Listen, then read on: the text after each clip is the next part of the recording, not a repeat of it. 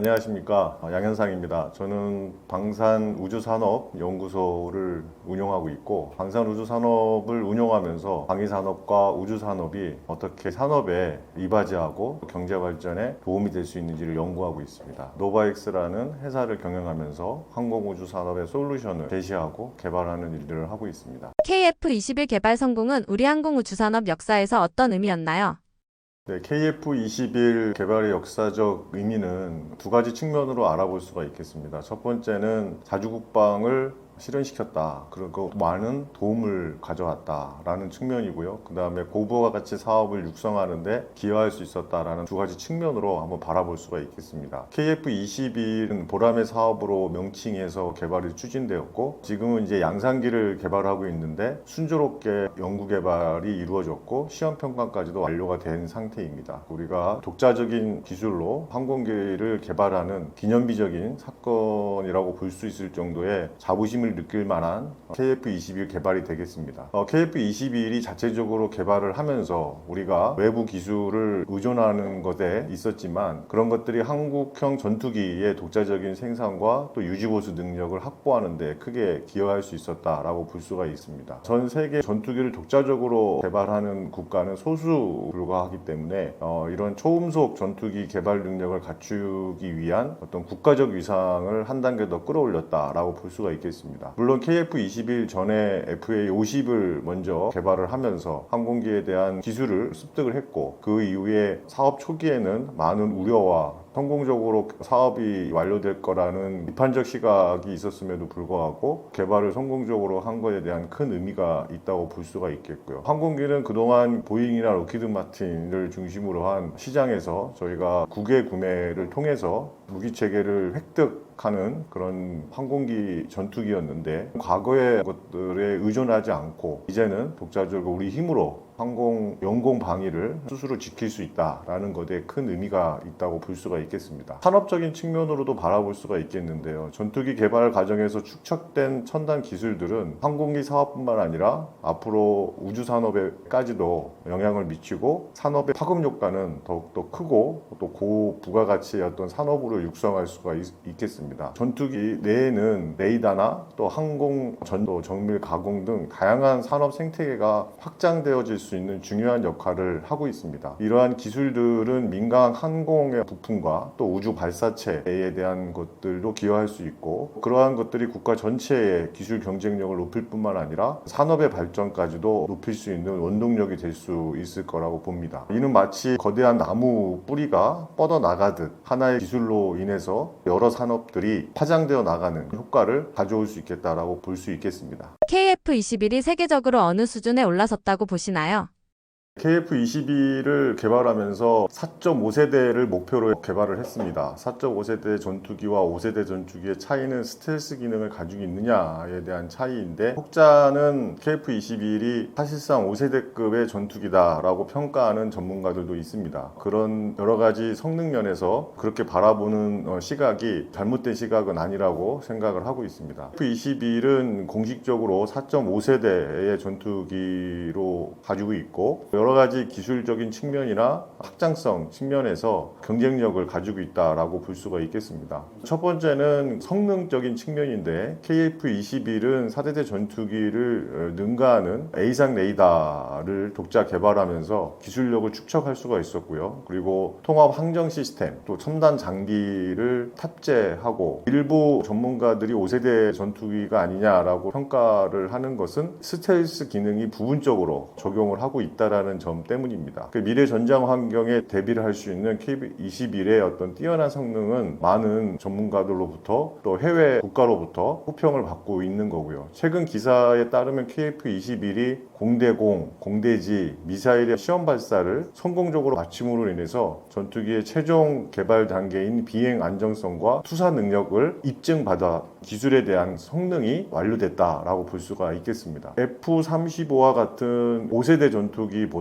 저렴한 가격을 가지고 있다는 것이 경쟁력이 될 수가 있겠는데요. 다른 그 전투기를 개발하는 여러 가지 국가들의 가격적 경쟁력으로 인한 해외 파트너들이 선택지가 좀 넓어졌다, 이렇게 볼 수도 있겠습니다. F-35를 구매하기 어려운 여러 가지 동남아시아나 중남미, 또 아프리카 국가들은 우리 KF-21이 좋은 선택지가 될 수 있지 않을까라고 생각을 하고 있습니다. KF-21은 전투기의 완성 또 개발에 대한 것에도 큰 의미가 있지만 단계적으로 성능 개량을 통해서 향후에는 5세대 전투기로 개발을 할 수가 있고 또 그러한 잠재력을 가질 수 있었다라는 큰 의미가 있다고 볼 수 있겠고요. 이러한 기술적 진화는 마치 끊임없이 진화하는 포켓몬처럼 KF-21의 소프트웨어나 하드웨어 이런 것들이 계속 업그레이드 되면서 지속적으로 성능이 향상될 수 있다라고 볼 수가 있겠습니다. 전투기는 그 4.5세대, 5세대의 성능의 향상뿐만 아니라 앞으로는 무인 전투기의 개발까지도 진행이 되고 있는데 그러기 위해서는 AI 파일럿을 장착하는 것도 필요합니다. 현재 AI 파일럿을 독자적으로 개발을 하고 있고 그것을 무인기로 발전하는 그 계획도 세우고 있고 그 전 단계에서 유무인 복합 전투기로 개발을 하고 있어서 앞으로의 KF-21에 대한 여러 가지 성능 입증은 향후 미래 확장성이 있다라는 측면에서 세계적 위상을 가지고 있지 않나라고 생각을 하고 있습니다. KF-21의 엔진은 미국지 이 제품을 쓰고 있는데요. 엔진 의존이 우리 전투기 독립성에 어떤 영향을 미친다고 보시나요? 한국이 독자 엔진을 개발해야 하는 이유와 필요한 전략은 무엇인가요?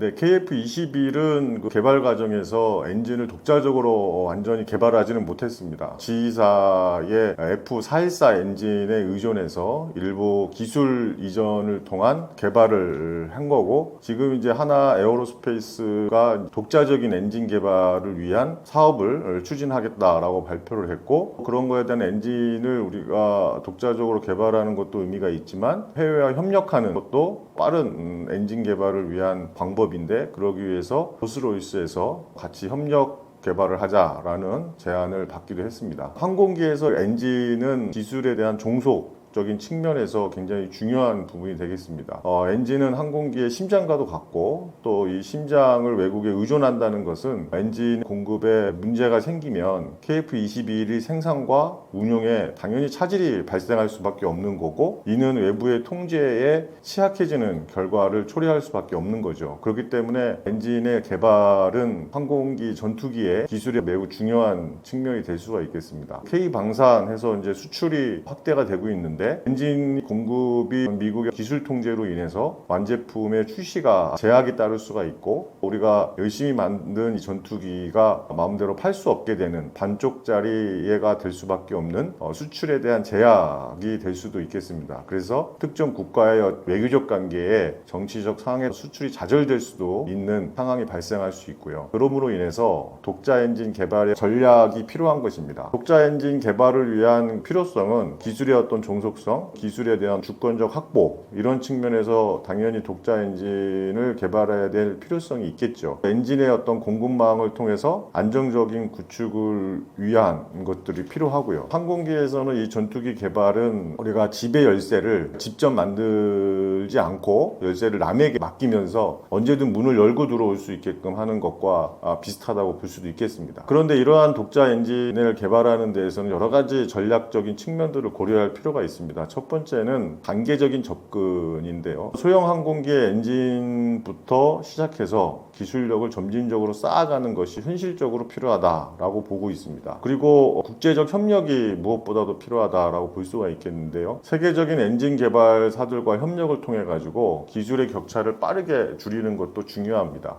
다른 그 엔진을 개발하는 롤스로이스나 그 해외 유력 기업들도 다른 국가들과 국제적 협력을 통해서 엔진을 개발하고 있고 우리도 주도적으로 개발을 하되 국제적 협력을 통한 기술적 격차를 빠른 시간 내에 줄여서 엔진에 대한 기술을 습득하는 것도 전략적인 측면으로 취할 수 있는 방법이다라고 볼 수가 있겠습니다. 또 이러한 엔진 개발은 막대한 예산과 시간이 또 필요하기 때문에 장기 프로젝트로 진행이 될 수밖에 없겠죠. 그럼에 따라서 정부나 여러 가지 민간이 꾸준히 투자하고 관심 가질 필요가 있겠습니다. 하루아침에 이루어지지 않는다라는 여러 가지 속담처럼 꾸준한 노력과 투자의 결실이 우리가 독자적인 엔진의 개발, 그러므로 인해서 엔진의 의존성을 회피하는 중요한 계기가 될 수 있지 않나라고 생각을 합니다. 앞으로는 무인 전투기 AI 조종사 같은 기술이 주목받고 있는데요. KF-21이 이런 미래 전장 환경에서도 경쟁력을 유지할 수 있다고 보시나요?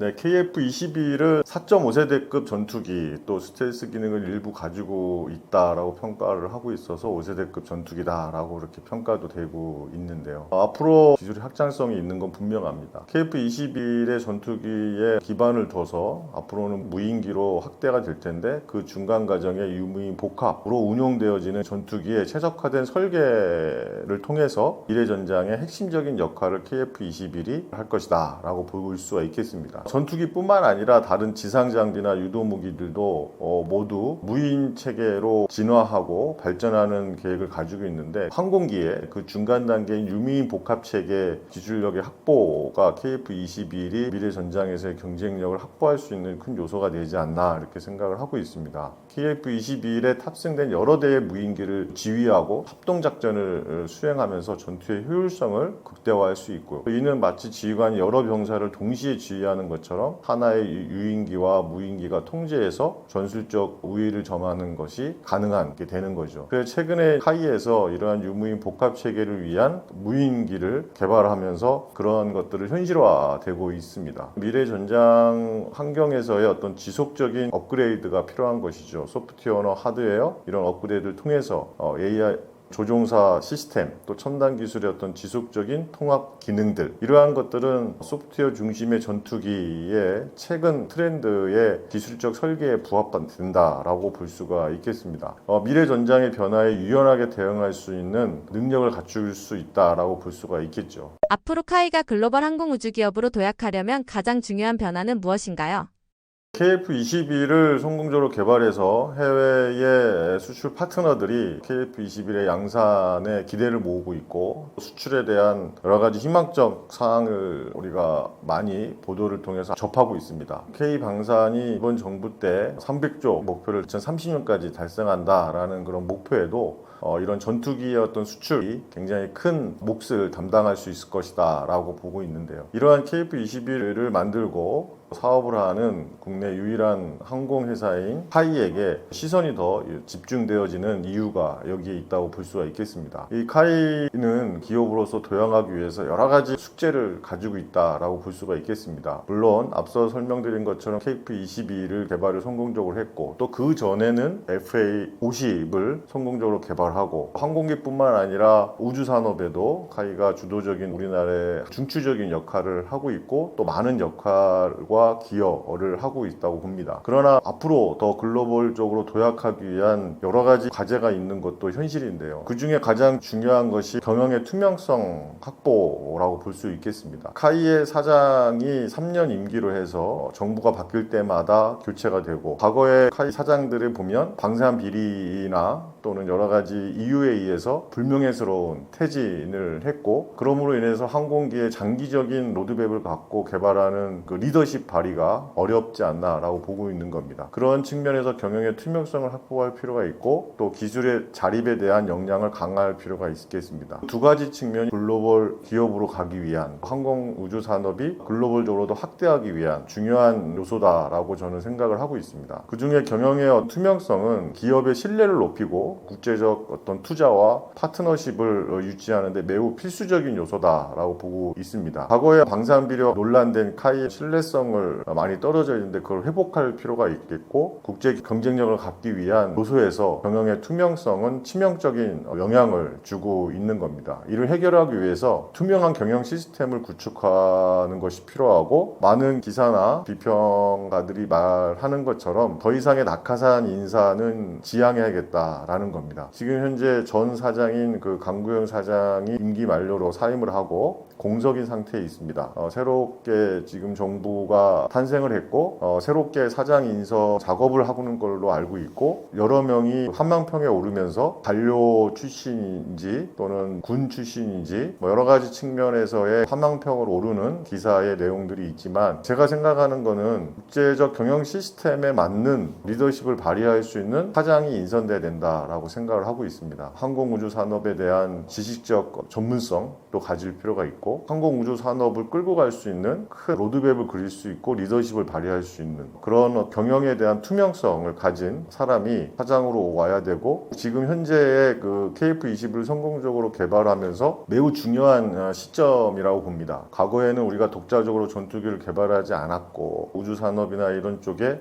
더 확대되어지지 않았지만, 지금은 K방산이라는 시너지를 활용해서 전투기에 대한 해외 파트너들의 관심을 받고 있는 시점에 얼마나 경영의 투명성을 가지고 인선되는가가 매우 중요한 요소이고, 그런 부분들에 대해서 방산 우주 산업을 하고 있는 저로서도 많은 관심을 갖고 바라보는 측면이기도 합니다. 또 카이가 글로벌 도약을 위해서 두 번째로 해야 될 과제는 기술적 자립이다라고 봅니다. 엔진과 같은 핵심 부품들을 독자적으로 기술 개발을 확보를 해서 장기적인 경쟁력을 확보할 필요가 있습니다. 사실 KF-22를 개발하는 여러 가지 히스토리에서도 보면은 엔진은 사실 카이가 개발하지 않았거든요. 전투기에서의 엔진은 핵심적인 심장과도 같은 부분입니다. 엔진이 있는 기업이 항공기의 나머지 동체나 이런 것들은 또 개발을 할 수 있고, 전장 장비들은 갖다가 이제 여러 가지 합치고 뭐 하면서 전투기를 만들 수 있기 때문에, 카이가 제 생각에는 KF-22를 개발하면서 엔진을 카이에서 담당을 했어야 되지 않나라는 개인적인 생각을 좀 가지고 있습니다. FU414 엔진을 기술 이전 받아서 수행을 했는데, 그게 이제 하나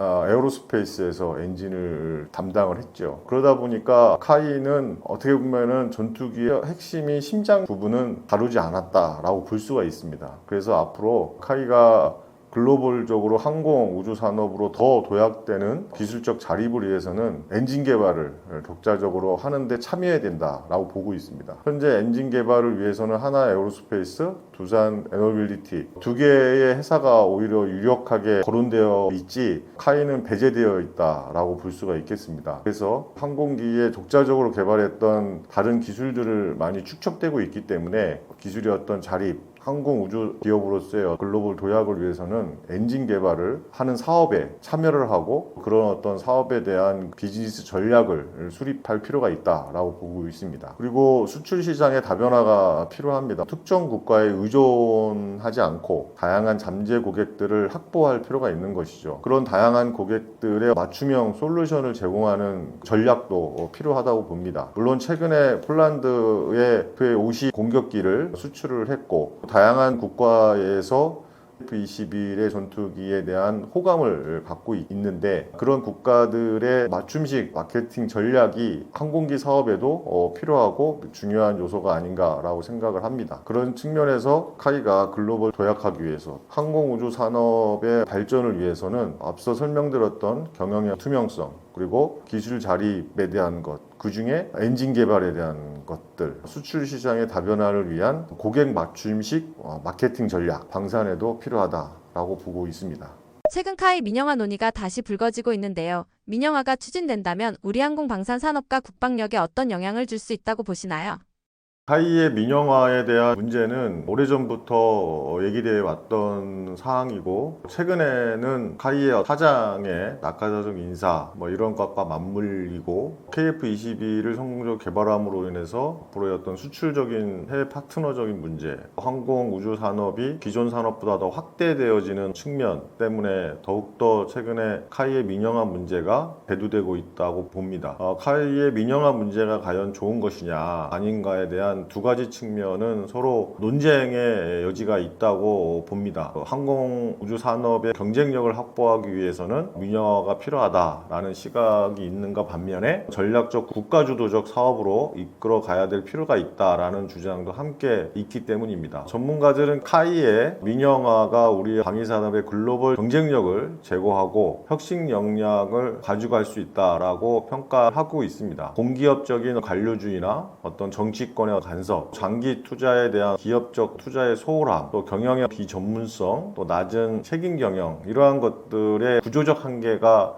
계속 지적되고 있기 때문에, 이러한 것들을 해결하지 않고서는 우리나라의 항공 우주 산업의 글로벌 경쟁력을 확보하기는 매우 어렵다라는 것이 전문가들의 시각이고 비판적 내용입니다. 그렇기 때문에 여러 가지 그 책임과 신념을 가진 전문 경영진이 기업 경영을 함으로 인해서 기업적 여러 가지 혁신과 R&D의 투자를 함으로 인해서 세계적인 항공 우주 산업의 성장을 견인할 수 있는 것이 필요하다라는 의견들이 많은 것이 사실입니다. 민간 주도 경영을 통해 가지고 여러 가지 단기 성과에 치우치지 않겠냐라는 우려가 있는 것도 많이 있습니다. 여러 가지 글로벌 항공 우주 산업의 뉴 스페이스의 패러다임의 전환에 따라서 전략적 유용성을 좀 가져가야 될 필요가 있기 때문에 국가 주도 경쟁력 확보의 산업으로 바라보는 전략적 유연성을 좀 가져갈 필요도 있지 않냐라는 시각도 있는 것이 사실이고요. 방산 수출의 여러 가지 확대나 산업 고도화, 민간 독립적 역량 확대 이런 여러 가지 선순환적인 것들을 통한 민영화에 대한 분위기가 더욱더 확대되어 가고 있는 것이 현실인 것 같습니다. 하나오션, 그러니까 대우조선을 인수함으로 인해서 지금 그 미국의 관세 협상 이런 것들을 전략적으로 가져갈 수 있었던 계기가 되는 것처럼 항공우주 산업을 갖고 있는 카이가 민영화를 통해서 좀 더 전략적 경영 선택을 통한 사업적 확대 이런 것이 필요하지 않나라고 보고 있는데, 그러기 위해서는 사실 인수할 수 있는 대형 기업이 사실은 몇 개 기업에 한정되어 있죠. 하나나 LIG, 엑스원 같은 기업들이 만약에 민영화가 된다면 인수할 수 있는 대상 기업들이 될 텐데, 그러므로 인해서 여러 가지 우려의 시각이 있습니다. 방산의 생태계 집중화에 대한 건데요. 특히 하나가 인수하게 된다면 하나는 항공, 또 지상무기, 여러 가지 소프트웨어, 항공무기체계까지 전 영역의 방산 생태계 집중화, 독점화를 가져올 수 있는 우려의 시각도 있습니다.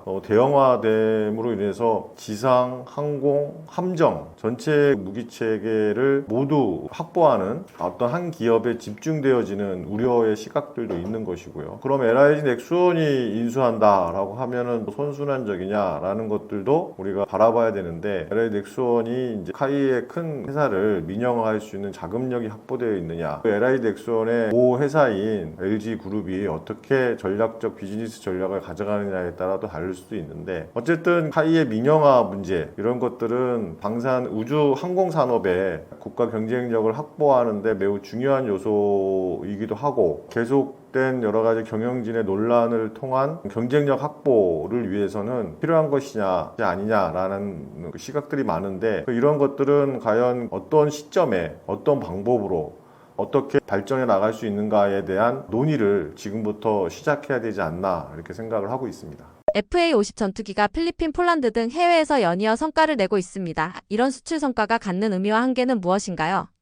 최근 KF-21을 성공적으로 개발을 할 수 있었던 주된 요인은 우리가 FA-50을 성공적으로 개발하고 이것이 필리핀, 폴란드 등의 100여 대, 한 9조 원의 규모의 수출을 이룸으로 인해서 첨단 항공 플랫폼을 확보할 수 있었던 중요한 수출 성과의 의미로 가져갈 수 있습니다. 그 항공기 개발은 나토의 표준을 준수했고 가격 경쟁력을 확보할 수 있었던 것이 국제 신뢰도를 갖추는 가장 중요한 의미를 갖고 있는 것이고, 또 이를 통해서 자체적인 항공 양산 체계와 맞춤형 지원 체계를 가줌으로 인해서 나토 회원국의 대규모 차세대 대체 수요를 선점했다라고도 볼 수가 있기 때문에 F-50의 수출적 성과 의미라고 볼 수도 있겠습니다. 그런데 이러한 좋은 성과에 비해 한계점도 있었는데, 항속거리나 무장 옵션, 항전자전 장비, 대레이더의 운용 능력 이런 것들은 경공격기의 한계를 극복하지 못했다라는 것들이 지적을 받고 있는 요소들도 있죠. 그렇기 때문에 중전투기와의 어떤 기술적 격차가 한계가 분명히 있는 건 사실이고, 전투기의 활용도가 다르기 때문에 한계점이 있는 것은 어쩔 수 없다고 봅니다. 그렇지만 앞으로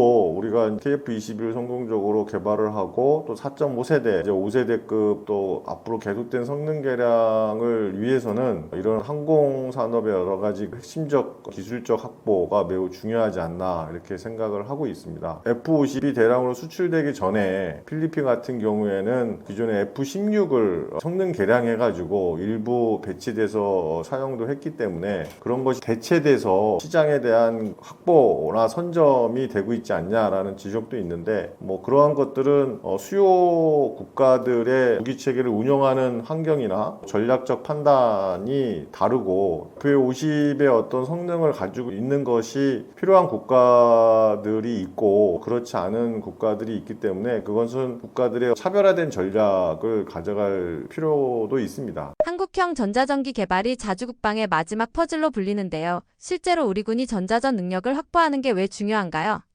한국형 전자전기 개발은 실제 군사력 운용에서 서태평양, 동북아 전체 공중전의 우위에 필수적인 요소가 됩니다. 현대 합동 전장은 장거리 방공망과 레이더, 또 C4I, C4I는 지휘 통제 통신 정보를 얘기하죠. 이런 체계들을 마비시키는 또 무력화시키는 핵심적인 전략 자산이기 때문입니다. 이러한 것들이 사실상 불가능하게 되면 북한이나 여러 가지 주변 강대국들이 전쟁의 어떤 승패를 보장할 수 없기 때문입니다. 이 전자전이나 사이버전 이러한 역량은 굉장히 고도화된 기술이고 이러한 기술들을 통해서 확보를 하지 않으면 전장 상황에서 상시적인 적을 탐지하거나 방해하거나 교란 또 무기체계 전파를 재밍하는 것들이 어렵기 때문에 전쟁에서의 승패를 보장할 수가 없는 것이죠. 그렇기 때문에 독자적인 전자전 플랫폼을 보유한다는 것은 우리가 미국, 일본, 또 이스라엘 일부 선진국에서만 보유하고 있는 이 전자전 플랫폼의 한정된 범위를 확보함으로 인해서 항공산업뿐만 아니라 방위산업 측면에서의 여러 가지 기술적 경쟁력을 확보할 수 있다라는 산업적 측면에서의 여러 가지 중요한 요소가 되기도 하고요. 또 국가 안보적인 측면에서도 적의 전략 자산을 무력화시키고 우리의 핵심 전력을 보호하는 이런 어떤 미래전에 대비하는 필수적인 요소에서도 한국 전자전기의 어떤 개발과 더불어서 전자전 능력을 확보하는 것은 매우 중요한 요소가 되겠습니다. KDDX 사업이 계속 지연되면서 전력 공백과 기술 진부화 우려가 나오고 있습니다. 지금 가장 시급히 풀어야 할 과제는 무엇인가요? 현재 지금 진행되고 있는 KDDX 차세대 구축함 사업이 계속 몇 년째 이렇게 지연되고 있어서 많은 해군 전력에도 문제를 가지고 있죠. 얼마 전에는 해군 참모총장이 KDDX의 사업이 지연됨으로 인해서 해군 전력의 공백이 너무 크다. 또 해군 전력이 어떤 노후화되고 있고 미중 군함 경쟁이 심화되고 있고 전략적 기술적 공백이 너무 많다라고 발표하면서 하소연을 하는 어떤 발표도 있었고요. 지금 KDDX는 두 경쟁 업체가 여러 가지 논리를 피면서 사업을 좀 지연되고 있습니다. 하나오션과 HD 현대중공업 두 업체가 대상인데 두 업체 간의 수의 계약이냐 경쟁 계약이냐에 대한 논리를 피고 있고 방위사업청은 두 사업 방법에 대한 결정을 못함으로 인해서 지금 3년 넘게 계속 지연되고 있고 얼마 전에는 곧 발표하겠다라고 했는데 다시 수년이 돼서 사업 결정을 지연 발표를 또 했죠. 그러므로 인해서 KDX 사업이 계속 지연되고 있고 KDX가 사업이 몇 조 원의 사업이고 해군 전력의 매우 중요한 축을 담당하고 있는데 보통은 이제 함정 사업은 개발 프로세스가 그렇습니다. 개념 설계, 기본 설계, 그다음에 상세 설계 이렇게 진행이 되는데 개념 설계는 하나오션이 했습니다. 그리고 기본 설계는 HD 현대중공업이 했고 이제 상세 설계 이번에 체계 설계를 어디서 할 것이냐에 대한 결정을 지금 못 하고 있는 건데요. 함정 사업은 건축과 비슷합니다. 건물을 지는 것과 비슷하기 때문에 개념적으로 설계됐던 부분들을 가지고 상세 설계가 이루어지지 않으면 건물을 질 수 없는 것처럼 지금까지의 관례상 개념 설계를 했던 업체가 상세 설계를 자동적으로 했던 것이 지금까지의 관례 사항이었습니다. 그러나 이번 사업은 HD 현대가 개념 설계를 했지만 여러 가지 보안적인 불미스러운 사항으로 인해서 만약에 경쟁을 하게 되면 감점을 받게 됩니다. 그 감점이 매우 큰 그 업체 선정의 포지션을 차지하고 있기 때문에 하나오션에 대해서는 경쟁 계약을 하자, 경쟁해서 업체를 선정하자라고 주장을 하는 겁니다. 그렇게 되면 단점을 받고 있는 H현대가 수주하기가 현실적으로 어렵기 때문이죠. 그리고 H현대는 지금까지의 그 관례처럼 함정을 개념 설계가 하지 않은 업체가 어떻게 상세 설계를 할 수 있냐, 설계하지 못했던 사람들이 하는 주장이다 라는 것이 있습니다. 그런 것들이 여러 가지 공정성의 측면에서는 그냥 경쟁해서 사업을 가자라고 하는 주장들을 하고 있는 반면에 함정 건조에 대한 프로세스를 잘 알고 있는 사람들은 또 개념 설계를 하지 않는 업체가 어떻게 상세 설계를 하겠냐라는 주장 주장들이 같이 맞물려 있는 겁니다. 그런 여러 가지 주장들이 나름대로의 타당성과 논리성이 또 없는 것도 아니고, 개념 설계가 제가 알기로는 한 2년 정도의 사업 기간을 거쳐서 한 200억 정도를 국가 예산을 투입해서 개념 설계를 했습니다. 200억 정도의 예산의 설계 내용이라고 한다면 굉장히 나름대로의 기술력이 포함되어 있다라고 볼 수가 있겠죠. 그런 것들을 무시하고 상세 설계를 가겠다라고 하는 것은 그 200억을 주고 개념 설계를 한 이유가 없겠죠. 그렇기 때문에 지금까지 우리가 함정을 건조할 때 기본 설계를 했던 업체가 상세 설계로 갔던 이유가 있기 때문에 그렇게 진행을 했었을 겁니다. 그런 거에 대한 이제 두 업체 간의 경쟁으로 인해서 국가 전략 자산이 지연되는 것은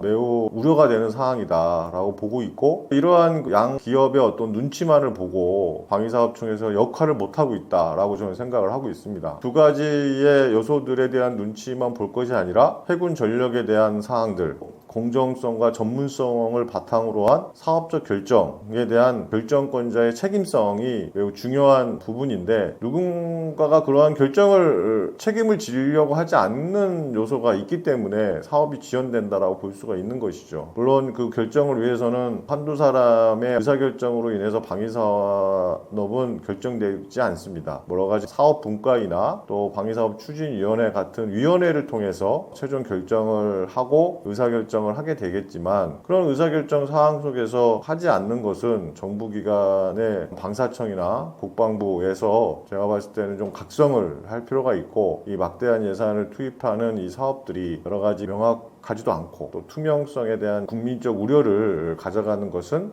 바람직하지 않다라고 보는 겁니다. 지금 KDDX의 세대 구축함 사업이 조속히 결정이 돼서 우리가 그 해군 전력을 확보하고 여러 가지 전략 자산이 확보되어지는 계기가 될 수 있다고 봅니다. 계속 이렇게 사업이 지연되는 기업 간의 여러 가지 이유가 있겠지만, 논리를 위해서 큰 체계들 사업들이 이렇게 지연되는 것은 정말 국가적인 차원에서의 낭비고, 이러한 측면들은 정말 그 방위사업청이나 국방부에서 제도적 마련과 시스템적인 정비를 통해서 기업의 눈치를 보고 하는 것이 아니라 과감한 결정할 수 있는 제도적 시스템적인 것들이 마련이 돼야 될 필요가 있겠습니다. 최근 K방산 수출이 300억 달러를 넘어서며 세계 4강 도약을 말하고 있지만 정작 중소협력업체들은 어려움을 호소합니다. 이 불균형은 어떻게 풀 수 있나요?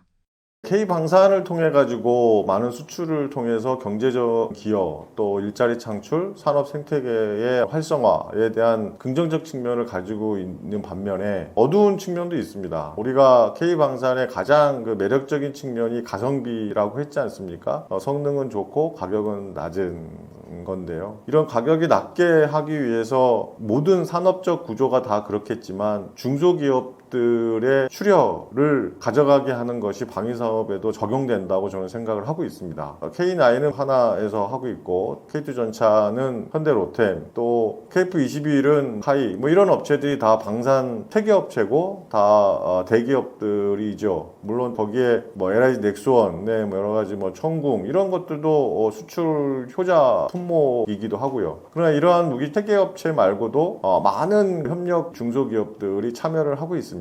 이 중소기업들이 대기업의 여러 가지 하청을 받고 있는데, 저가 납품이라든지 생산, 여러 가지 R&D를 할 때의 초기 개발 투자에 대한 분담, 이런 것들을 중소기업 협력업체의 중으로 인해서 어려움을 호소를 하고 있습니다. 물론 이제 중소기업 입장에서는 수출에 대한 시장적 판로 확대가 됨으로 인해서 기존의 물량보다 매출의 많은 부분 좋은 영향을 받고는 있지만, 체계업체뿐만 아니라 협력업체, 특히 중소기업에게만 가격 경쟁력을 가져가기 위한 출혈을 하는 것은 면밀하게 한번 우리가 살펴볼 필요가 있고요. 이러한 중소기업의 출혈만을 요구하는 것은 아닌지 제도적인 것들과 연계해서 한번 실질적인 대책을 살펴봐야 된다라고 저는 생각을 하고 있습니다. 이러한 것들이 해결되지 않으면 K방산의 앞으로 지속적인 성장, 이번 정부에서 2030년까지 300억 달러의 수출 규모를 달성하겠다, 4대 강국으로 진입하겠다라는 것들은 어쩌면 낙관적인 시각에서 우리가 함몰될 수 있다라고 저는 생각을 하고 있습니다. 그렇기 때문에 K방산의 실질적인 지속적인 확대 또 성장, 이러기 위해서는 체계 업체의 여러 가지 기술적 개발에 대한 투자, R&D 투자와 함께 같이 협력 업체인 중소기업들이 상생할 수 있는 여러 가지 방안들을 함께 논의하고 바라보고 대책을 수립해야 된다라고 보고 있습니다. 한국 방위산업이 세계 4강으로 자리 잡기 위해 앞으로 반드시 해결해야 할 가장 중요한 과제는 무엇이라고 보시나요?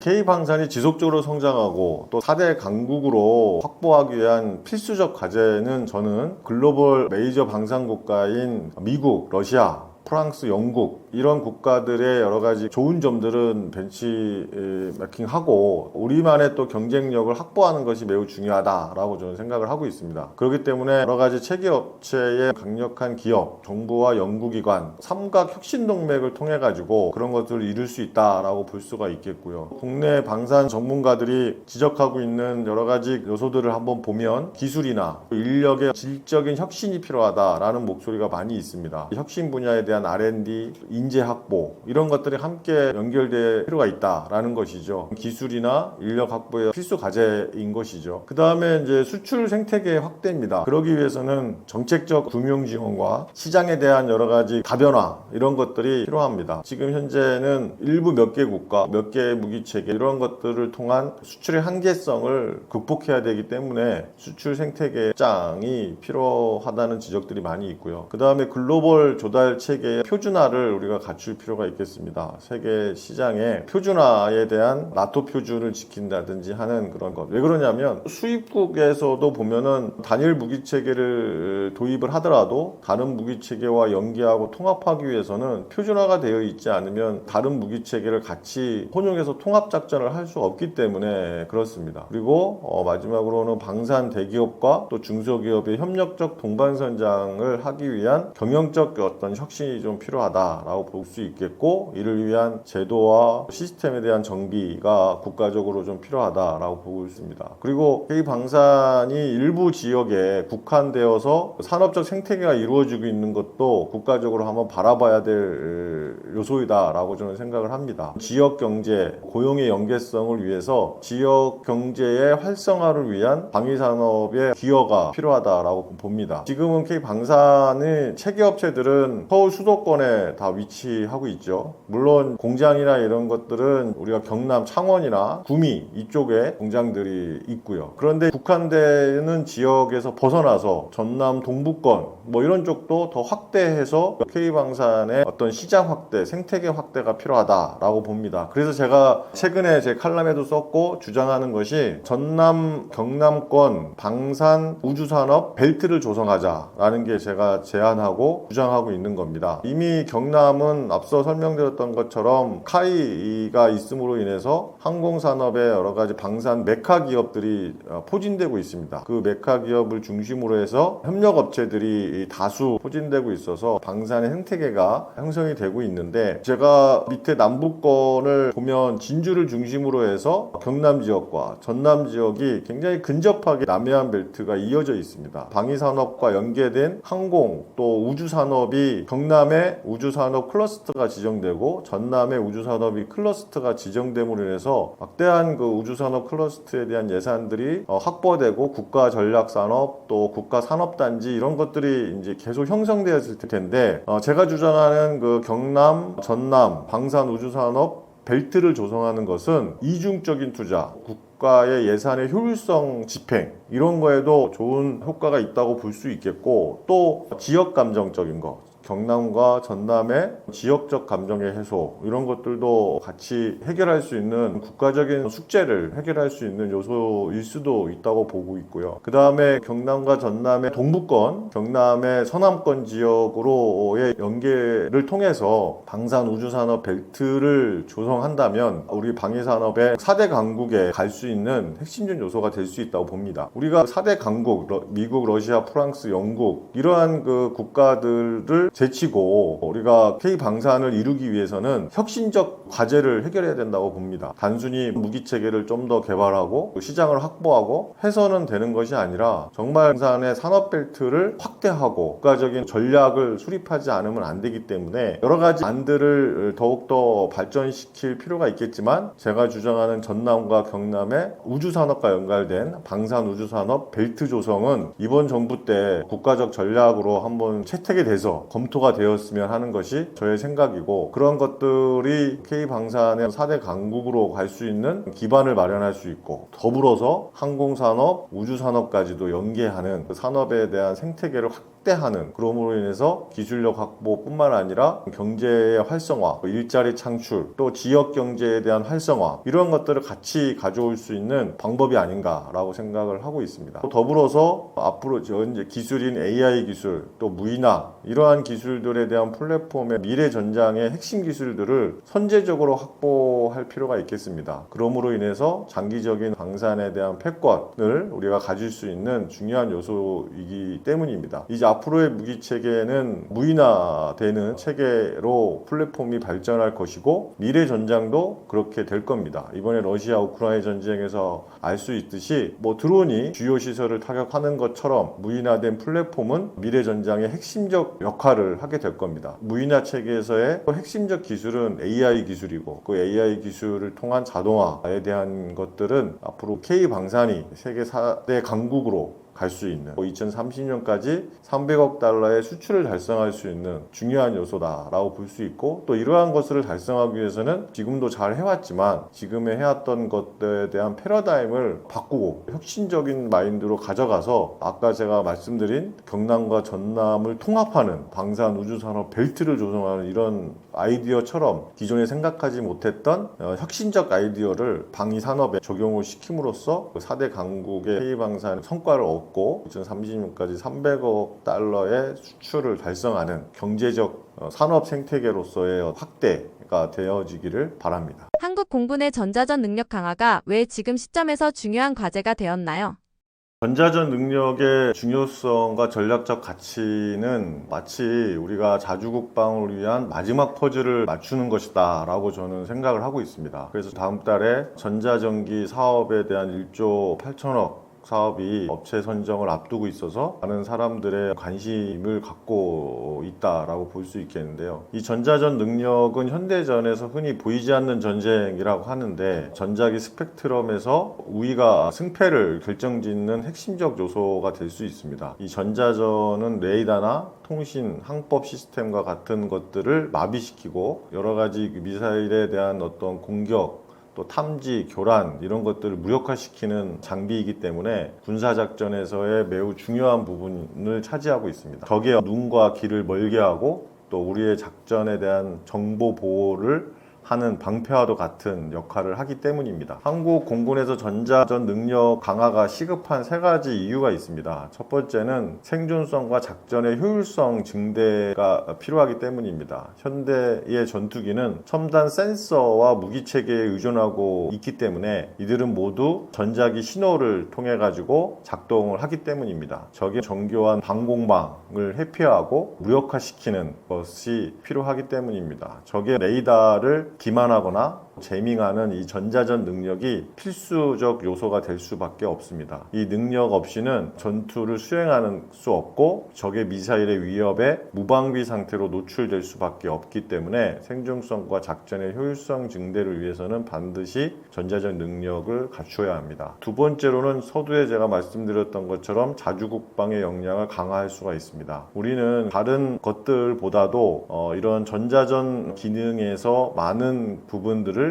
미국에 의존하고 있습니다. 전략적 가치와 매우 높은 요소이고, 여러 가지 이 전자전기는 수출 통제가 엄격합니다. 왜 그러냐면 무기 체계를 탐지하고 그것을 교란하고 마비하는 기술적 내용들이 들어가기 있기 때문에 수출 통제가 엄격한 체계이고, 그렇기 때문에 자체 개발을 통한 핵심적 기술들을 확보하지 않으면 전자전 능력을 확보하기에는 매우 어려운 것이 전자전 무기 체계입니다. 합니다. 그래서 외교적, 군사적 제약에서 벗어나서 어떤 독립적인 군사 작전을 수행하기 위해서는 반드시 확보해야 할 전력입니다. 우리가 자주국방을 위해서 많은 노력들을 오랜 동안 해왔는데 제가 생각하는 것은 마지막 퍼즐이 전자전 무기체계다라고 볼 수가 있겠습니다. 세 번째로는 주변 강대국은 이미 고성능의 전자전기를 실전에 배치하고 있습니다. 이러한 전력의 격차를 해소하기 위해서는 우리도 전자전 무기체계를 확보해야 하고, 그럼으로 인해서 작전의 우위를 점하기 위해서는 자체적인 전자전 능력을 확보해야 되는 것이 시급한 사실입니다. 전자전기 개발 과정에서 100% 국산화와 체계 통합이 강조되는데 그 이유는 무엇인가요?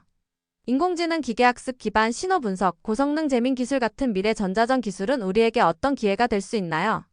국산화 및 체계 통합의 기술적인 한계들을 가지고 있습니다. 그동안 여러 가지 측면에서의 어떤 노력 끝에 전자전기의 어떤 개발 사업에 100% 국산화에 대한 체계 통합을 강조하면서 전자전기에 대한 개발 사업을 곧 착수하기 위한 업체 선정에 돌입되었고, 10월 정도에는 전자전기의 개발 업체를 방위사업청에서 확정 지어서 발표가 될 것 같습니다. 그래서 이러한 전자전기의 국산화, 체계 통합의 기술의 중요성이 있기 때문에 작전의 효율성을 극대화하기 위한 전략적 선택이 필요하고, 이거에 들어가는 당연한 개발 비용은 우리가 수반되고 감수해야 될 부분이 아닌가라고 보고 있습니다. 이 전자전기의 여러 가지 핵심 부품들을 국산하지 않고 외부 기술에 종속될 경우에는 큰 의미가 없습니다. 왜냐하면 무기체계에 대한 탐지와 교란, 신호의 어떤 마비에 대한 것들을 전자전에서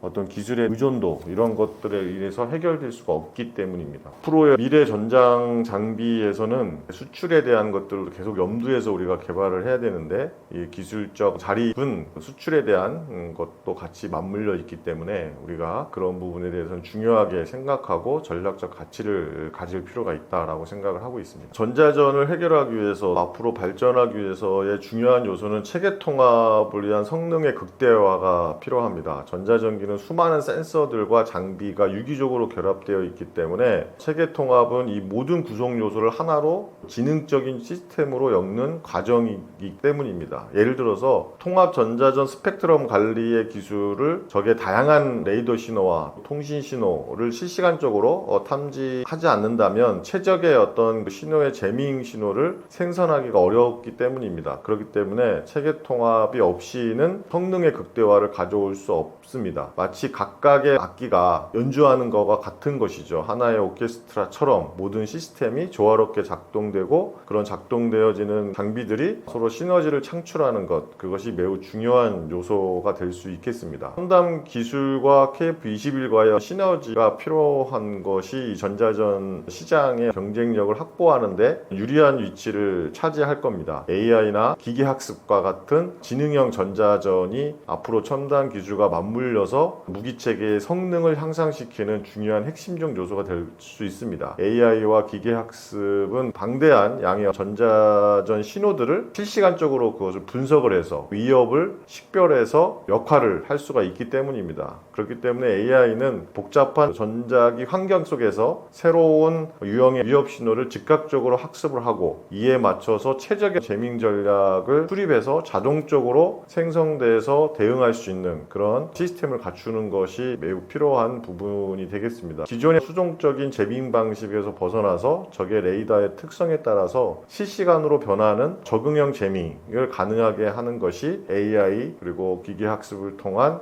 첨단 기술을 적용하는 것이 필요한 요소인 겁니다. KF-21의 개발 기술의 활용을 위해서는 축적된 여러 가지 항공에 대한 기술도 있지만, 전자전기의 개발을 통해서 A상 레이더의 기술들은 전자전기의 핵심적 기술을 차지하고 있습니다. 전자전 송수실 모뎀들이 직접적으로 활용되어지기 때문입니다. A상 레이더 송수신 모뎀들은 전자파를 정밀하게 제어하고 다수의 빔들을 동시에 형성 형성할 수 있는 기능들을 가지고 있기 때문에 전자전기 개발에 필수적인 기술적 기반을 제공하게 됩니다. 그렇기 때문에 KF-21을 개발하면서 축적된 A상 레이더 기술들, 또 전자전 송수신 모듈 기술들을 전자전기 개발에 활용할 필요가 있다라고 볼 수가 있고, 그럼으로 인해서 더 안정된 무기체계를 개발할 수 있다라고 볼 수가 있겠습니다. 그리고 중요한 요소는 데이터링크의 기술의 중요성입니다. 데이터링크의 기술은 전자전기의 신경망의 역할을 할 수 있습니다. 전장 환경을 공유하고 합동 작전을 가능하게 하는 핵심적인 요소가 될 수 있는 것이죠. 데이터링크는 아군의 항공기, 또 지상군, 해군 함정 이런 것들을 탐지해서 전자기의 신호 정보를 실시간적으로 공유하고 아군의 전장 상황들을 서로 공유하면서 협동 작전이 가능하게 하는 것이 데이터 링크의 기술입니다. 그렇기 때문에 이 전자전 무기체계 또 전자전기 개발할 때 핵심적 보유 기술이 데이터 링크 기술이다라고 볼 수가 있는 겁니다. 전자전기에서는 앞서 말씀드린 AI를 통한 대응 능력, 또 데이터 링크를 통한 신경망 확보 이런 것들에 같이 합쳐져서 네트워크 중심전이 가능하게 만들 수 있습니다. 데이터 링크는 네트워크 중심전의 핵심 기술이기 때문이고, 또 네트워크 중심전을 통해서 실시간적으로 정보가 공유될 수가 있는 겁니다. 그런 것들에 대한 핵심적 역할을 할 수 있는 것이 전자전기의 탐지 능력이고, 적의 위치 정보를 확인해서 전투기에 즉시 정보를 제공하고 공격할 때 그런 여러 가지 공격 기술을 더 확대할 수가 있는 겁니다. 이런 항공 전력뿐만 아니라 지상 전력에도 영향을 미칠 수가 있는데, 이런 전장 상황들을 빨리 파악을 해서 최적의 어떤 대응 전략을 수립하고 아군의 어떤 생존율을 높이는 결과를 가져올 수가 있겠습니다. 이러한 여러 가지 중요한 측면 때문에 전자전 무기체계의 여러 가지 핵심적 역할을 하는 이런 기술들을 보유한 기업이 선정이 돼서 한국형 전자전기가 성공적으로 개발이 돼서 사업이 원활하게 진행되어야 할 필요가 있겠습니다. 한국형 전자전기 사업이 성공적으로 추진된다면 우리 공군과 K방산의 미래에 어떤 의미가 있을까요? 한국형 전자전기의 사업 성공은 단순한 무기체계 개발을 넘어서 한국의 국방 역량과 방위사업의 미래에 중요한 의미가 될 수 있습니다. 마치 우리가 항공전력의 KF-21을 성공적으로 개발해서 항공전력의 우위를 차지하고 K방산의 수출에 많은 영향을 미치는 것처럼, 한국형 전자전기 기업이 선정되겠지만 한국형 전자전기 사업의 성공적 개발을 위한 기술력 확보 기업이 선정이 돼서 사업을 성공적으로 이끌어갈 필요가 있겠습니다. 그러한 사업들에 대한 성공적 사업은 전략적 자산을 확보하는 것에 큰 의미가 있습니다. 적의 방공망을 제압하고 아군 전투기의 생존성을 확보하는 핵심적 자산이 되기 때문입니다. 두 번째는 우리가 K방산의 과제로 보는 것이 시장에 대한 개척, 또 무기체계의 다변화, 이런 것들이 항상 나오는 과제인데, 이 전자전기의 성공적 개발은 K방산의 시장 개척에 큰 역할을 할 수 있다라고 볼 수가 있겠습니다. 전 세계적으로 무기체계들은 많은 수요가 있는 것이 현실이고, 독자 개발한 것이 없기 때문에 K방산의 새로운 수출 효자 상품이 될 수 있다라고 볼 수가 있겠습니다. KF-21과 함께 전자전기가 독자적으로 개발이 되고 기술이 보유가 되면 공중전력의 핵심 자산을 우리가 모두 확보가 된다라고 볼 수가 있고, 그렇게 되면 자주국방의 퍼즐이 완성이 됨으로 인해서 한국의 글로벌 방산 시장에 주도적 역할을 확보할 뿐만 아니라 우리의 국가 안보적인 측면에서도 위상을 공고히 할 수 있는 상징적 의미가 될 수 있을 겁니다. 최근 K방산이 수출 효자로 불릴 만큼 큰 성과를 거뒀는데요. 그 배경은 무엇이라고 보시나요? 폴란드 계약에서 K9, K2 비중이 큰데 특정 국가와 무기체계 의존이 위험 요인이 될 수 있나요?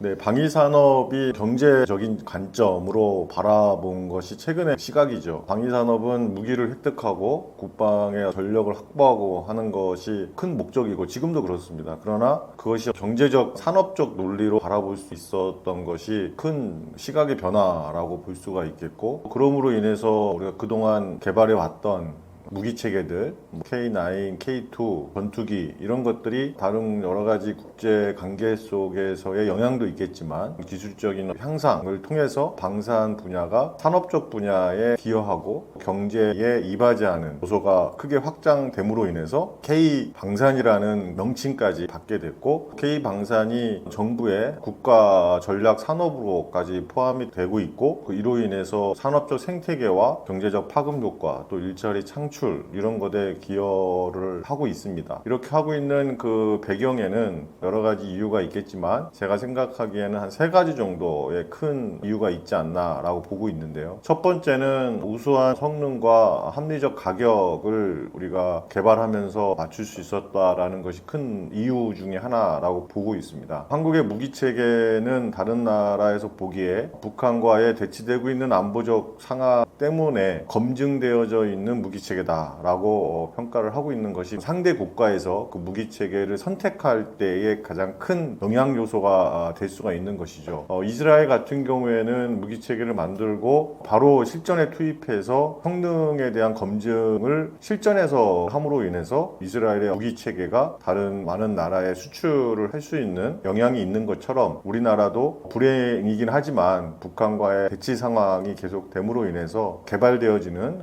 무기 체계가 실전에 배치가 되고, 또 그것이 성능과 어떤 신뢰성을 입증을 받는다는 것이 K방산의 큰 성공적 배경 중에 하나다라고 볼 수가 있겠고, 이러한 것들은 다른 유럽의 무기 체계의 고가의 무기에 비해 경쟁력을 가져갈 수 있는 가격 경쟁력이 있다라는 것이 큰 특징 중에 하나다라고 볼 수가 있겠습니다. 우리나라는 이런 가격 경쟁력을 가져갈 수 있었던 것이 제조 기반의 생산 인프라가 형성이 되어 있었고, 그러한 것들에 같이 맞물려서 가격 경쟁력을 좀 확보할 수 있었던 요인 중에 하나다라고 볼 수도 있겠죠. 그 다음에 두 번째의 성공 배경은 빠른 납기와 맞춤형 솔루션을 우리가 제공하고 있다라고 볼 수 있겠습니다. 한국은 무기 개발 체결 이후에 짧은 기간 안에 물량을 공급하고 생산하고 할 수 있는 능력을 갖추고 있기 때문에 다른 국가들은 빨리 자기네 나라의 전력을 보강하기 위해서 무기를 구매하는 거기 때문에 긴급한 전력을 증강하기 위한 국가들에게는 매우 중요한 강점으로 작용을 하고 있습니다. 더불어서 구매국의 요구에 맞춰서 무기체계의 일부를 개량하거나 또는 현지에서 기술 이전을 해주는 맞춤형 패키지 제공을 하는 유연한 전략을 취함으로써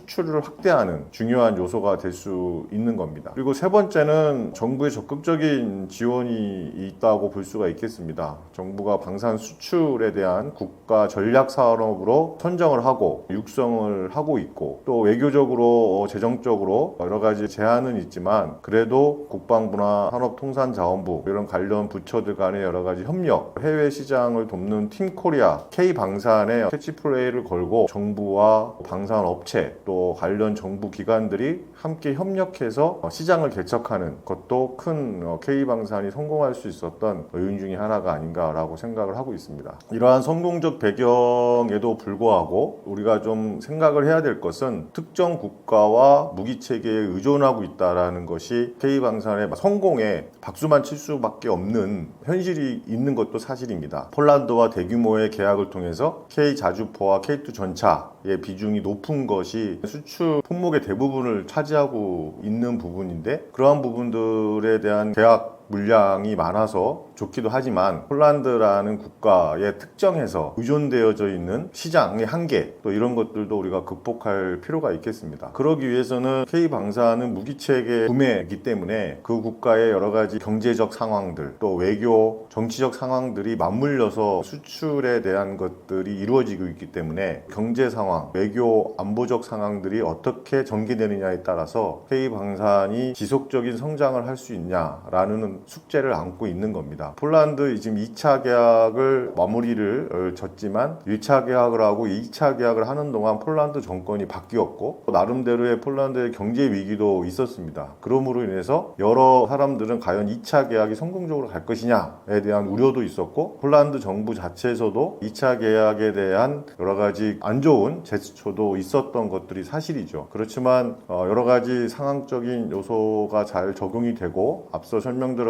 것처럼 그 국가들이 현지 생산 또는 기술 이전 이런 맞춤식 계약을 선택을 하면서 2차 계약도 성공적으로 갈 수 있었습니다. 그래서 K9이나 K2의 성공에 안주하지 않고 무기체계의 다변화를 통한 경쟁력을 확보하는 것이 매우 필요하다라고 볼 수가 있겠습니다. 물론 천궁2, 대공 무기들도 수출을 하고 있지만 다른 여러 가지 무기체계들의 수출에 대한 포트폴리오를 구축하고 수출 시장을 다변화하는 그러한 것이 필요하다라고 볼 수가 있겠습니다. 가성비와 기술의 초격차의 한계를 극복할 필요가 있겠습니다. K방산의 가장 큰 경쟁력이 가성비라고들 하는데 기술 초격차 면에서는 아직 한계가 있다고 보시나요?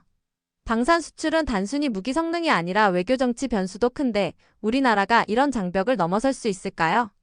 두 번째 과제는 K방산의 가장 큰 경쟁력이 가성비다라고 보고 있는데 우리가 기술의 초격차 면에서 아직 극복하지 못하는 과제들도 남아있고 가성비의 단기적 수출의 경쟁력을 확보하는 것뿐만 아니라 첨단 무기 체계에 대한 제대로 된 가격을 우리가 책정해서 많은 부가가치를 갖는 것도 필요한 부분이 있습니다. 우리가 가성비 좋은 물건도 사기도 하지만 돈을 많이 주고도 어떤 명품 제품을 사는 것처럼 가성비적인 측면만을 장기적으로 계속 가져가는 것은 전략적으로 한계가 있다라고 볼 수가 있는 겁니다. 그래서 현재 한국 전투기의 어떤 엔진 개발이라든지 항공전자 부품이라든지 이런 것들은 일부 핵심 기술들은 여전히 해외에 의존하고 있는 부분들이 있기 때문에 이러한 것들을 독자적으로 개발을 하고 기술의 종속성이나 이런 것들을 해치하는 그런 방법이 필요하겠고요. 무인기나 AI 기반의 무기들, 극초음소 무기, 이런 미래형 기술 연구 개발이 필요한 것들에 대한 가감한 투자를 통해서 기술적인 격차를 줄이고 경쟁력을 확보하는 것으로 인해서 가성비가 아니라 오히려 성능적인 측면, 돈을 더 주더라도 우리 거를 살 수밖에 없는 그런 구조적인 상황을 만드는 것이 매우 중요하다라고 보고 있습니다. 이는 마치 스마트폰 시장에서 가성비로 시작해서 결국 독자적인 기술을 확보하면서 글로벌 리더로 성장한 삼성의 사례와 유사하다라고 볼 수가 있겠습니다. 그리고 세 번째로 우리가 풀어야 할 과제는 외교 정치적 장벽을 극복해야 합니다. 방산 수출은 단순한 무기 거래가 아니고 외교와 정치적 상황이 복합적으로 작용하고 있는 민감한 분야이기도 합니다. 한국은 이러한 여러 가지 장벽을 극복하기 위한 잠재력을 가지고 있습니다. 한미 동맹이라는 강력한 협력 관계를 강화하고 있고 무기 판매와 함께 기술 이전이라는 패키지 전략 또 공동 생산, 그뿐만 아니라 군사 교육 훈련에 대한 다양한 협력 체계를 제시함으로 인해서 상대국의 신뢰를 줄 수 있는 요소가 될 수 있습니다. 그래서 특정 국가에 대해서 정치적, 군사적 위협이 없는 중립적인 입장은 여러 국가들에게 매력적인 파트너가 될 수 있다라고 볼 수가 있겠습니다. 하지만 국제 분쟁 지역의 수출 제한, 또 인권 문제, 또 국제사회의 여러 가지 규범 준수, 이런 것들은 여러 가지 전략적인 외교적 스킬이 필요한 요소가 있겠고 이런 무역을 넘어서 외교의 영역으로 접근하는 것이 필요하다라고 볼 수가 있겠습니다. 300억 달러 수출 목표 위에 KF-21 무인기 AI 무기 개발 등 R&D와 인프라가 충분히 준비됐나요? 이번 정부 때 국정 과제로 포함된 것이 K방산의 2030년까지 300억 달러의 수출 목표를 달성하자라는 목표를 선정을 했습니다. 최근 산출된 수출은 한 120억 달러, 또 150억, 170억 달러까지도 수출을 한 것으로 이제 통계에 잡히고 있는데 그거에 비해 한 이제 2배 정도가 더 수출을 앞으로 하겠다라는 목표입니다. 그 300억 달러의 수출 목표를 달성하기 위해서는 KF-21, 또 무인기, AI 무기들 이런 미래 기술에 대한 개발이 포함되어 있는 무기체계가 수출이 되어야 하는데 그러기 위해서는 R&D 인프라를 충분히 갖춰야 되는데 현재는 그렇지 못한 부분이 있고 많이 부족한 부분들이 있습니다. 그런 부분들을 더욱더 강화해야 할 필요가 있고요. 현재 한국은 선진국에 비해서 국방 R&D 투자 규모가 여전히 부족합니다. 특히 KF-21 개발의 성공으로 여러 가지 좋은 성과를 냈지만 엔진의 국산화 문제는 해결하지 않았던 것처럼 무인기와 AI 기반의 무기 이 분야는 빠르게 성장하고 있는데 이런 빠르게 성장하는 거에 맞춰서 우리가 R&D 연구 개발을 통한 기술적인 격차를 줄이는 그래서 오히려 다른 방산 수출 강국에 같이 견주는 핵심적 기술들에 대한 투자 확대 가 필요하다라고 봅니다. 그래서 이번 정부 때도 K방산의 4대 강국으로 진입하자라고 하고 있는데, 이러한 숙제들이 풀리지 않으면 그거는 현실이 되지 않는다, 낙관적 목표가 될 수 있다라고 저는 생각을 하고 있습니다. 그러기 위해서 방산 기업들이 여러 가지 연구를 원활히 수행할 수 있도록 전문 인력을 양성한다든지 또 인프라 구축을 한다든지 하는 산업적 요소들이 방위 산업에 적용이 돼야 된다고 봅니다. 그래서 앞서 카이 사장에 대한 낙하사적 인사, 경영적 어떤 투명성 이런 것도 맞물려서 방위사업청 청장이나 이런 사람들도 지금 하방평에 오르고 있는데, 그런 사람들도 이러한 여러 가지 기술적인 측면 또 수출적인 측면, 이런 전문가적인 리더십이 필요하지 않나 이렇게 생각을 합니다. K방산이 세계 4대 강국으로 도약하려면 어떤 리더십이 필요할까요? K방산의 4대 강국으로 진입하기 위해서는 앞서 말씀드린 것 같은 리더십이 매우 중요한 요소가 될 수가 있습니다. 장기적인 비전을 갖춘 리더십이 필요한 이유이죠. 그러기 위해서는 통합적 컨트롤 타워를 할 수 있는 리더십이 필요합니다. 방산 수출을 총괄하고 또 정부 부처와 기업 간의 협력을 조율하는 강력한 컨트롤 타워가 필요한 이유입니다. 일관된 정책 추진과 신속한 의사결정이 필요하기 때문입니다. 지금 제가 알기로는 방위사업청장에 대한 후임이 정해지지 않고 여러 명의 인원들이 하만평에 오르고 있고, 정부의 방위사업 감독관, 방위사업 관리관 이렇게 해서 수석 비서관들도 있는 걸로 알고 있는데, 수석 비서관도 공석으로 알고 있습니다. 그래서 이러한 리더십의 확보, 이런 것들이 매우 중요하다라고 보고 있는 거고요. 그리고 두 번째는 민간군 협력이 필요하다라는 겁니다. 그래서 정부와 군, 기업, 연구기관들이 긴밀하게 협력해서 어떤 기술 개발, 수출 전략, 또 시장 개척 이런 것들에 대한 공동 추진하는 협력 관계가 필요한데, 우리가 방산 부분은 국방에 대한 여러 가지 안보적 환경의 플레임이 좀 있기 때문에 정보에 대한 공유가 제한되는 것이 사실입니다. 정부의 여러 가지 그 무기체계 개발 계획이나 또 군의 여러 가지 정보를 획득하는 것이라든지 그런 것들이 어렵기 때문에 방산 기업들이 방위사업청의 여러 가지 정책 수립 내용들, 군의 여러 가지 무기체계 계획들 이런 것들을 원활하게 접하기가 어려운 것이죠. 또 여러 가지 극도의 비밀에 의해서 이루어져 있는 부분도 있고요. 그렇기 때문에 우리가 물론 보안에 대한 측면을 간과할 수는 없고 지켜야 되는 부분들이 분명히 있지만, 우리가 민간군 협력과 또 원활한 무기체계 개발, 시장 개척, 수출의 전략적 수립을 위해서는 관련된 정부와 군, 기업, 연구기관이 긴밀하게 협력할 수 있는 정보의 공유의 장, 플랫폼 이런 것들도 좀 필요하다라고 볼 수가 있겠습니다. 그리고 무엇보다도 그동안에 K방산이 있음으로 인해서 방위산업의 국민들에게 많은 좋은 이미지를 갖고 있지만, 그 이전에는 방산하면 방산비리라는 플레임에 갇혀서 여러 가지 의사결정 간에도 비리적인 것이 작용하고 있는 것이 아닌가 라는 국민들의 의혹, 불미스러운 사건이 발생하고 있지 않은가에 대한 시선, 이런 것들이 매우 많았던 것이 방산입니다. 그래서 여러분들 기사에도 쳐보면 방산하면 바로 비리 키워드가 나와서 여러 가지 불명예스러운 이미지가 있는 게 사실인데, 그래도 요즘 K방산이라는 네이밍으로 바뀜으로 인해서 많은 국민적인 신뢰를 회복하고 있습니다. 이러한 국민적 신뢰를 회복하는 지금의 현재 분위기 속에서 더욱더 투명성과 윤리적 리더십을 발휘해서 국제사회의 신뢰, K방산이 지속적으로 성장할 수 있는 기반을 마련해야 된다. 그러기 위해서 지금 시점에 K방산에 대한 컨트롤 타워를 할 수 있는 리더십의 확보가 매우 필요한 시점이고, 정부의 관심도 매우 중요하게 작용할 필요가 있다고 봅니다.